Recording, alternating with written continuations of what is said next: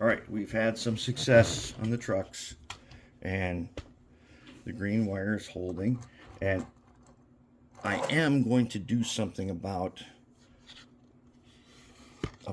making it look like this. And a couple of you have given me some good tips. One of them was about these plastic pipes and how I tried to do this and it didn't actually work out quite right. But that did give me the idea that maybe I could do that in metal and I could make a more accurate cut. But for at the moment, it's good enough that it works. And all it took was a tiny bit of air tool oil in there, and it doesn't bind like it was. But now we come to the part where I suspected there could be a huge failure. Here we are. I want to show you now what we're looking at here is a differential. All right, so this is a differential right here.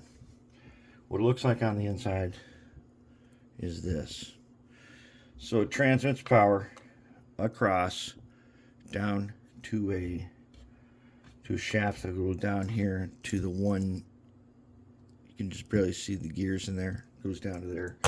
And we do have what I do believe are these helical worms for that purpose. But the problem is, as I said, we're missing a lot of parts, and here is our number one problem right now, is this. Here's a differential.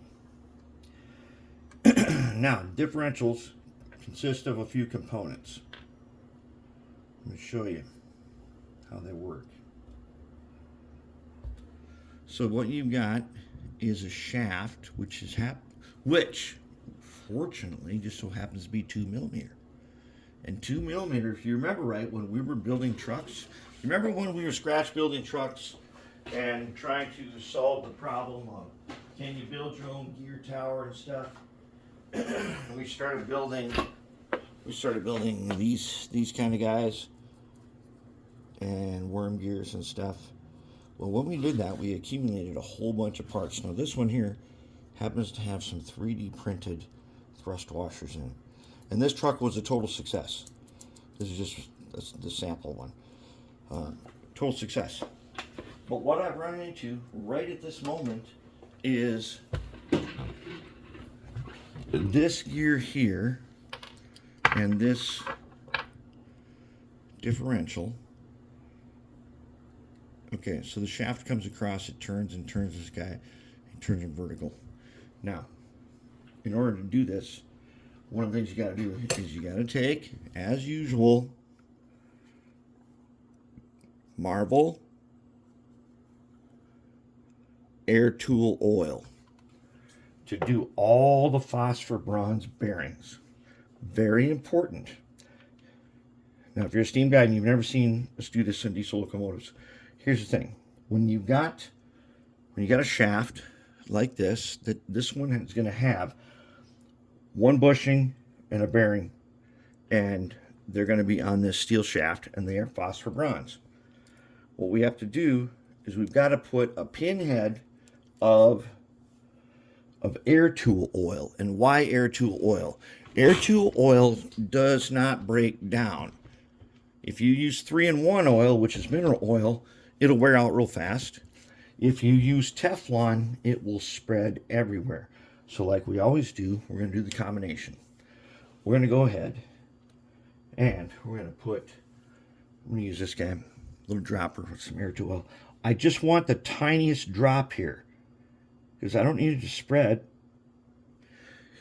It protects, preserves, and doesn't wear out. So we got to put it on both sides.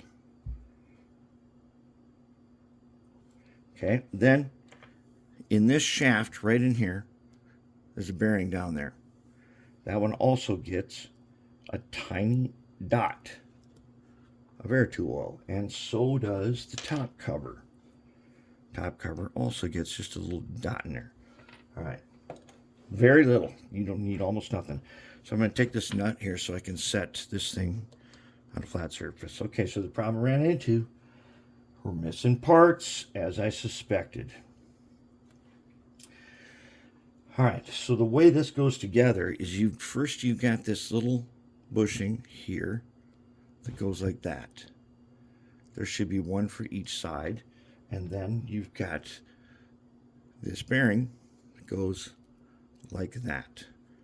And with that air tool oil, now they're like permanently protected now. Like I said, it doesn't wear out and it protects and preserves. However, on the other side, we don't have that little tiny middle guy.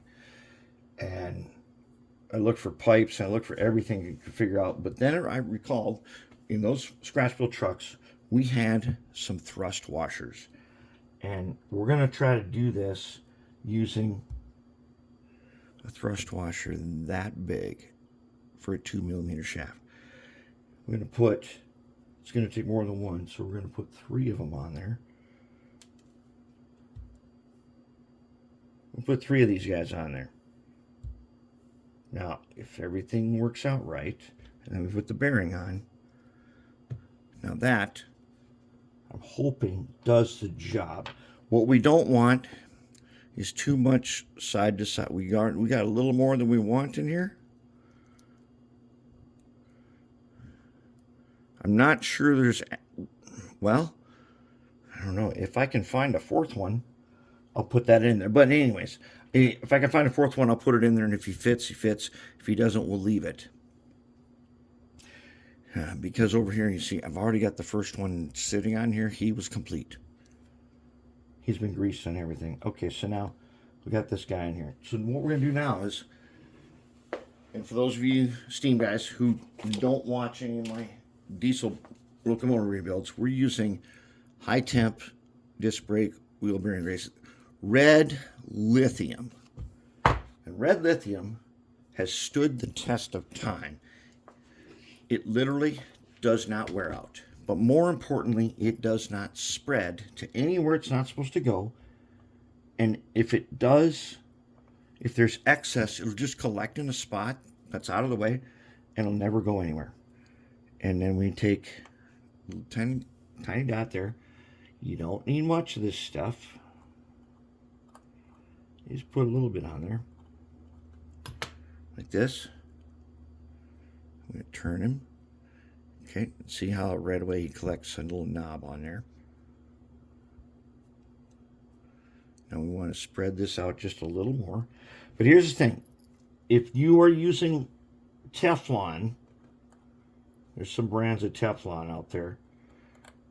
Eventually, Teflon will spread to everywhere and every place, and it will lead to failures of motors. It just won't stop. Teflon just never stops spreading. But our red lithium does not spread, and it doesn't wear out. And it doesn't matter if it's extreme hot, extreme cold. My old C&W collection, which sat in an extreme condition storage garage for like 20 years, every locomotive that had this red lithium on it works perfect. And so here's the brand. This can here has been, this is decades, and I'm not even halfway. One can like this, and I don't, Valvoline makes a can like that, but otherwise you're going to get it in a grease tube. You'll get it in a grease tube, and it's the best stuff for gears ever, because it will not interfere with anything else. Once it's in there, it'll make its way around just where it's needed, but then it'll stay. It won't go any farther. And it won't wreck anything. And it stands up to the test of time. Okay, so now we got these guys in here.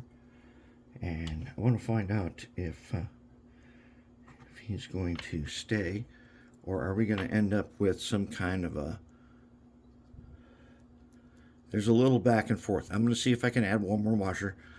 But if that works, then we're good for the differentials. Now, we don't know how good it's going to be with those worms and wheels, We're going to try it out. But the differential, that's how you would rebuild the differential. It's important that all the bearings get the air tool oil so it never wears out and protects against rust. There's a steel worm in there, and when I cleaned this up the first time, there was some rust on that. It protects all the moving parts that are supposed to be, and then it doesn't spread, and the red lithium never spreads. And there we go. We've got a decent differential. So I'm going to try to get one more thrust washer in there. If I can't, we're going to try to go with that. I think we're going to have to do, if we do that, the shafts are rigid. These are the shafts, and they're rigid. That's okay. We like to use silicone hose, which is not rigid. And we may have to do that to get this thing to work exactly as we want it. But that's where we're at.